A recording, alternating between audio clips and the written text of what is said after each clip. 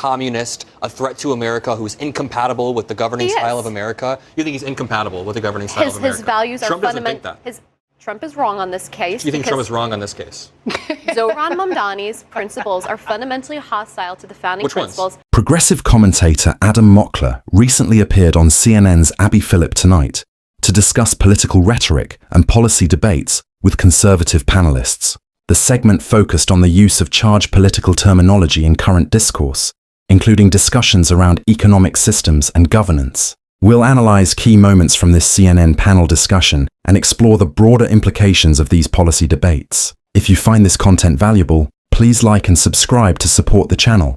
Let's examine the conversation. Tonight, a surreal love fest between Donald Trump and the next mayor of New York. Zohran Mamdani visiting the White House today in a meeting that had to be seen to be believed. In light of what each man has said about each other over the last few months, this was extraordinary. He's a communist. We're going to go to a communistic state. That's so bad for New York. I think I met with a man who's a very rational person. I met with a man who really wants to see New York be great again. If there is any way to terrify a despot, it is by dismantling the very conditions that allowed him to accumulate power. I've been called much worse than a despot, so it's not that insulting.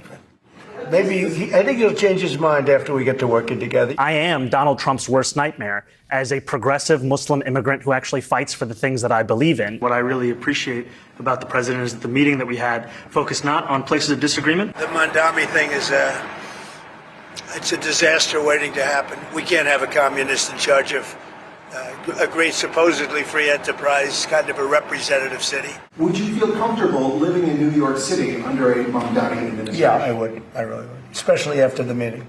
Our city is under attack by an authoritarian Trump administration. Are you affirming that you think President Trump is a fascist? I've spoken about... That's okay. You can just say yes. Okay. So. Okay. It's easier. It's easier than explaining it. I don't mind. Trump walked back his threats to cut funding to New York, and tonight he even posted photos of the visit saying the meeting was a great honor. Errol, what's going on? I mean, Zohran Mamdani won because he was opposed to Trump. Well, how's this going to play? The city of New York won because there was a non-zero chance that there would be National Guard troops and chaos in the streets, even before the inauguration of Mamdani. So it's great that that's not necessarily going to happen, or at least it's not going to happen imminently. Mm-hmm. I think, look, there are a couple of things that are going on. One is that Mamdani came the way you're supposed to come to Donald Trump. You come with strength, and you come with some kind of notoriety, with some popularity. So he didn't just win the election. He won in a way that nobody's ever seen before. He went from 1% in the polls to winning the Democratic primary in about 6 months. He's got a certain amount of celebrity. President Trump noted that there were more press there, international press included, than for some heads of state. That gets the attention of somebody like a Donald Trump. And I guess finally, look, it is part of the Trump story. The family fortune, the Trump family fortune came from working with mayors and local officials in New York. And I think it's just kind of hardwired into him that being friendly with the mayor of New York can be a very lucrative proposition. He said he used to want that job. Absolutely. It actually is a bit surprising he never actually did it. But, Brianna, Republicans are planning to run against Mamdani and to paint Democrats as communists, whatever. Now that seems to be completely out the window. How do you even do that? I think Republicans should still stick with that strategy. Okay. I have very mixed feelings on today. I think the president, to your point, did what an executive would do. Whether you like Mamdani or not, he is running the largest city in America. You are going to have some kind of conversation with him. And it's nice that they had a cordial conversation today. I don't discount that.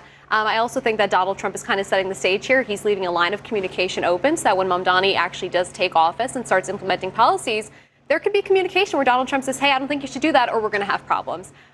That being said, I was disappointed. I think, one, in Mamdani, when he was asked if he still thinks Donald Trump is a fascist, and he was, I'm not going to answer. Let me, can I just, go ahead. Let me just play it because, honestly, you have to listen to it to understand, to do it justice. Listen. Are you affirming that you think President Trump is a fascist? I've spoken about... That's okay. You can just say yes. Okay. Okay. It's easier. It's easier than explaining it. I don't mind. I wish he would have explained it. That's the part. Like you interrupt him so he can explain it. I mean, know you Trump say just completely Trump just is like, don't worry about it, bailed but him we get out it. But you know of what? that Though, answer. they're both talented. Believe it. Like you say, with your charisma, great politicians, great businessmen, and what we saw was good old-fashioned gaming. They were sitting there and they understood that they both needed something from one another. They both understand, Trump especially, that this is a rising star. I want to get a little bit of whatever this is that you have on you because I recognize it in me, and so I'm enjoying it. But what I think is really interesting is that that's just for now. There could be 2 or 3 or 4 things that will be true. Like today, it was nice. It was great. I was surprised. I was like, okay, this, to your point, not on my bingo card, but I was surprised to see how well they got along. But it makes sense because while they're on 2 different sides of the spectrum, there's a lot that they have in common. Well, okay, so I agree. They're both extremely charming. I wasn't surprised actually by this. I didn't think either one of them were going to go in there trying to say, I'm the bigger man, even though we know that obviously the president is just because of his position. I thought Trump was definitely going to do that. I didn't, because Donald Trump is the same kind of man who has made it clear he's willing to meet with anybody. And I think actually today is going to be problematic for Democrats because Mamdani did what Chuck Schumer and Hakeem Jeffries are not willing to do, and that is to sit down with the president and try to find some kind of common ground here. Or be complimentary. I've heard that talking or just be point. cordial. I have heard that talking point, but I'm not sure I buy it. Yeah. I do. Because at the end of the day, you know, the biggest weapon facing what Republicans are facing next year, which is going to be a really tough re-election for members in the House and the Senate, the economy being what it is, Trump's policies being as popular as they are, the biggest thing that they had that they could potentially run on is the S word, socialist, the C word, communist. I was always skeptical that argument would work, but now Trump has taken it off the table. Abby Phillip's recent CNN segment sparked interesting discussion about political rhetoric and terminology in contemporary discourse. The conversation centered on how certain political labels are deployed in modern debate. Political analysts have noted that terms like socialism and communism continue to appear frequently in partisan commentary, regardless of their technical accuracy or traditional definitions. These labels have increasingly become rhetorical devices rather than precise ideological descriptors. The segment also highlighted questions about ideological consistency in political messaging. Observers point out that political figures often prioritize outcomes over strict adherence to any particular economic philosophy. Commentary from panelists like Carrie Champion suggested that recent political interactions demonstrate strategic pragmatism rather than rigid ideological positions. This raises broader questions about how political labels function in public discourse and whether traditional economic terminology retains its original meaning in contemporary debates. The discussion underscores ongoing tensions in American political communication, particularly around how competing sides characterize each other's policy positions and whether these characterizations accurately reflect substantive ideological differences. You saw Donald Trump essentially undermining the MAGA media ecosystem in real time. For the past few months, they've called Zohran Mamdani a jihadist, communist, a threat to America who's incompatible with the governing style of America. You think he's incompatible with the governing style of America? His values Trump are doesn't think that.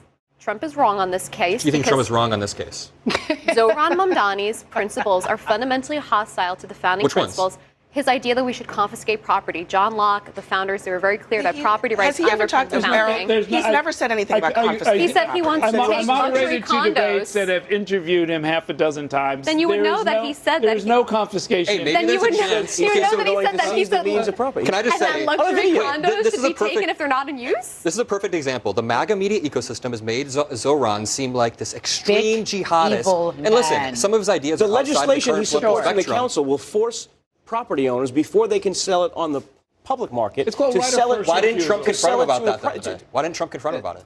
Why was Trump?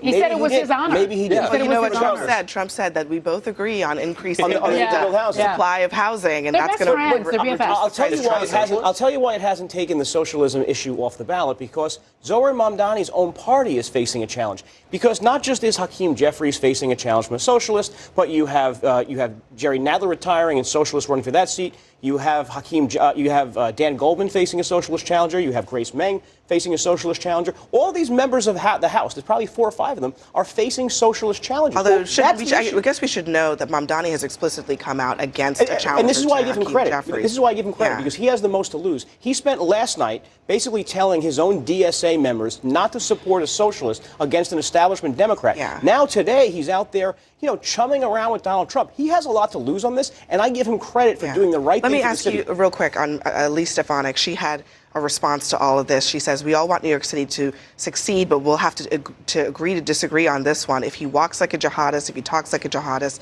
if he campaigns like a jihadist, if he supports jihadists, he's a jihadist. And he is Kathy Hochul's jihadist.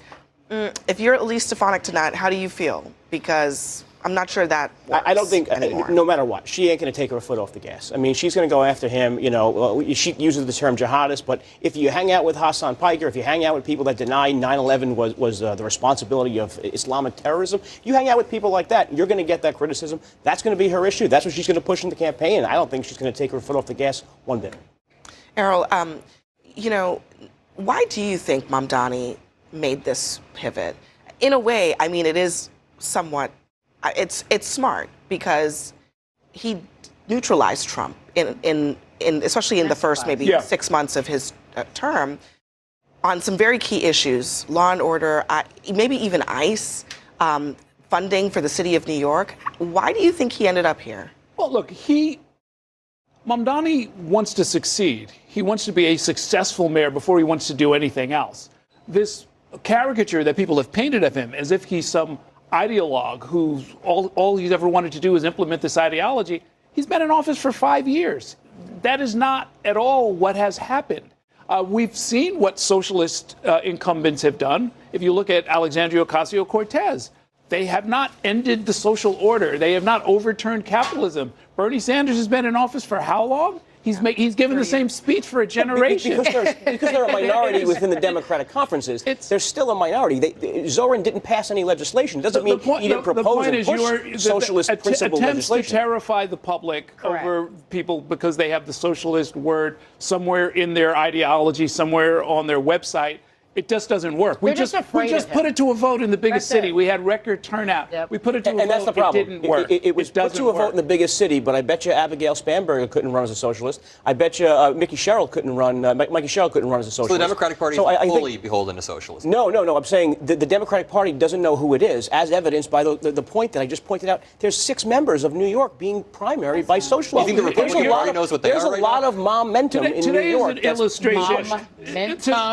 Today is an illustration of what I think is really going on, which is that people don't fear socialism as much as they fear what will happen if this demon that they've created actually succeeds, actually gets along with the president, actually keeps the streets clean and I'm safe. afraid of socialism, and I want him to succeed. And runs the schools the way they should be run. I continue to say voters do not care about these words, okay? Yeah, they don't like, know what they mean. They out don't care about them. They want to know what you're going to do for them. Abby Phillip raised an important point in her closing remarks about the evolving effectiveness of political messaging strategies. Political observers note that certain rhetorical approaches may be experiencing diminishing returns with younger demographics. The CNN panel featured diverse perspectives on how political labels are applied across the ideological spectrum. Historically, terms like socialist have been applied to figures ranging from progressive lawmakers to centrist democratic politicians, raising questions about precision in political discourse.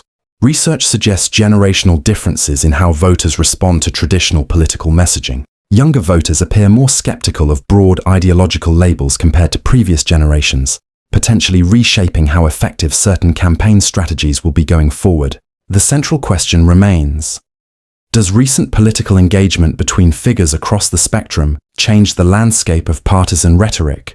Or will established communication patterns persist regardless of individual interactions? This discussion highlights the ongoing evolution of American political discourse and the challenge of maintaining effective messaging in an increasingly media-savvy electorate. What's your perspective on these developments in political communication? Share your analysis in the comments below and subscribe for more coverage of contemporary political discourse.